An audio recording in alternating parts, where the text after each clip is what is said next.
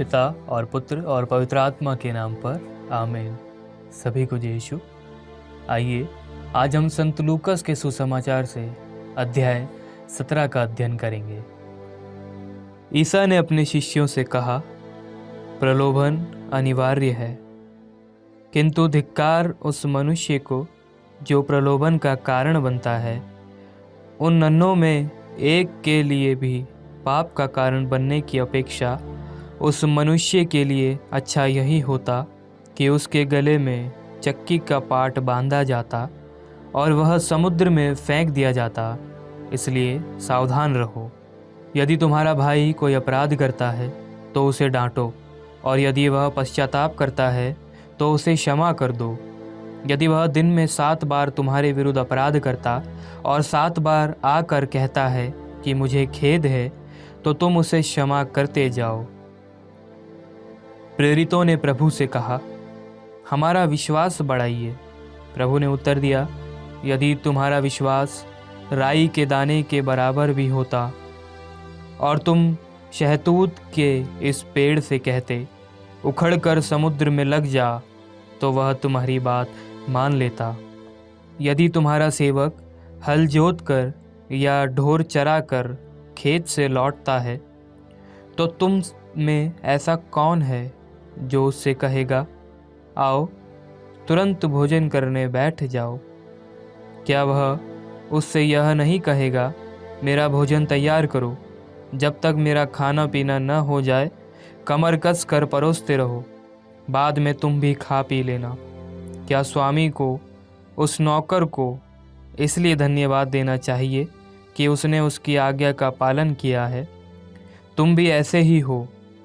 सभी आज्ञाओं का पालन करने के बाद तुमको कहना चाहिए, हम अयोग्य सेवक भर हैं, हमने अपना कर्तव्य मात्र पूरा किया है। ईसा यरूशलेम की यात्रा करते हुए समारिया और गलीलिया के सीमा क्षेत्रों से होकर जा रहे थे। किसी गांव में प्रवेश करने पर उन्हें 10 कौड़ी मिले, जो दूर खड़े हो गए और ऊंचे स्वर से बोले, ईसा गुरुवर, हम पर दया कीजिए। ईसा ने उन्हें देखकर कहा, जाओ और अपने को याजकों को दिखलाओ। और ऐसा हुआ कि वे रास्ते में ही निरोग हो गए।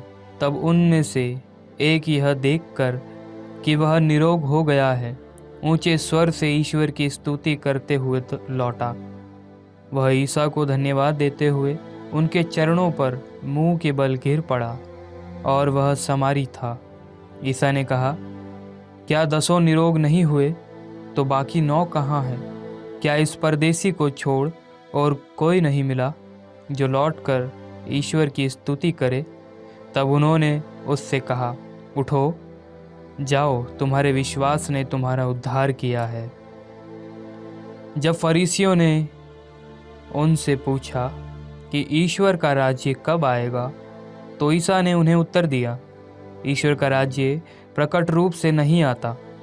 लोग नहीं कह सकेंगे, देखो वह यहाँ है, अथवा देखो वह वहाँ है, क्योंकि ईश्वर का राज्य तुम्हारे ही बीच है। ईसा ने अपने शिष्यों से कहा, ऐसा समय आएगा जब तुम मानव पुत्र का एक दिन भी देखना चाहोगे, किंतु उसे नहीं देख पाओगे। लोग तुमसे कहेंगे, देखो वह यहाँ है, अथवा देखो वह वहाँ है, तो तुम उधर नहीं जाओगे, उनके पीछे नहीं दौड़ोगे। क्योंकि जैसे बिजली आकाश के एक छोर से निकलकर दूसरे छोर तक चमकती है, वैसे ही मानव पुत्र अपने दिन प्रकट होगा। परंतु पहले उसे बहुत दुख सहना और इस पीढ़ी द्वारा ठुकराया जाना है। जो नूह के दिनों में हुआ था, वही मानव पुत्र के दिनों में भी होगा।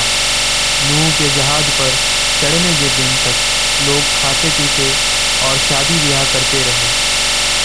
तब जल प्रलय आया और उसने सबको नष्ट कर दिया।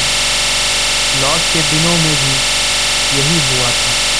लोग खाते पीते, लेन देन करते, पेड़ लगाते और घर बनाते रहे। परंतु जिस दिन लौट ने सोदोम छोड़ा, ईश्वर ने आकाश से आग और गंधक बरसाई, और सबके सब नष्ट हो गए।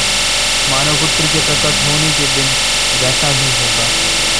उस दिन जो छत पर हो और उसका सामान घर में हो, वह उसे ले जाने नीचे न उतरे, और जो खेत में हो वह भी घर न लौटे। लॉट की पत्नी को याद करो। जो अपना जीवन सुरक्षित रखने का प्रयत्न करेगा वह उसे खो देगा, और जो उसे खो देगा वह उसे सुरक्षित रखेगा। मैं तुमसे कहता हूँ, उस रात दो एक खाट पर होंगे, एक उठा लिया जाएगा और दूसरा छोड़ दिया जाएगा। दो स्त्रियां साथ साथ चक्की पीसती होंगी, एक उठा ली जाएगी और दूसरी छोड़ दी जाएगी। इस पर उन्होंने ईसा से पूछा, प्रभु, यह कहाँ होगा? उन्होंने उत्तर दिया, जहाँ लाश होगी वहाँ गीध भी इकट्ठे हो जाएंगे। यह प्रभु की वाणी है। ईश्वर को धन्यवाद। पिता और पुत्र और पवित्र आत्मा के नाम पर आमीन। सभी को जय यीशु।